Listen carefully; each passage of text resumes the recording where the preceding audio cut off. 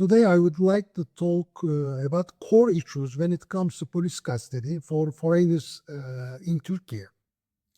You already know the Miranda rules, I guess, and many of these rules are also applicable in Turkey. In this video, I would like to give you some practical informations. So I would not focus on theory.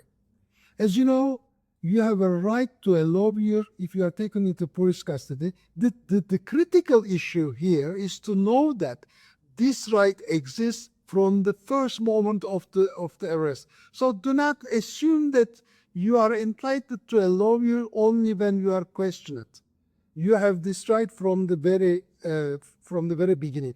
If you don't have a private lawyer, you can ask for a bar-appointed lawyer free of charge. But sometimes language may be a serious problem, so it would be wise to request an interpreter from the first moment of the police custody. Under Article 202 of the Code of Criminal Procedure, you are entitled to an interpreter at every stage of the investigation. So don't think that you only have this right before the court or judiciary. The tricky thing might be this: you may speak at a certain level. You may be speaking Turkish at a certain level, but when it comes to legal issues, language can be extremely difficult and complex. So do not assume that you have to speak in Turkish even if you have been living in Turkey for many years. In this sense, I would like to remind you one of the decisions of the European Court of Human Rights, which is related to a citizen of Turkey who doesn't speak very well of Turkish. The European Court of Human Rights found a violation in this case because the detainee didn't fully understand the process from the start. The right to an interpreter, in this sense, covers all stages of your defense. I guess I don't need to go into the details of your right to remain silent. You just need to know this. You cannot be blamed at any stage for using this right. As you also know from Miranda rules, you have the right to learn what you are suspected of and the reasons for your arrest and or detention. The caveat is this: this information must be given you in a language you understand. I mean, not in Turkish, if you don't master in this language.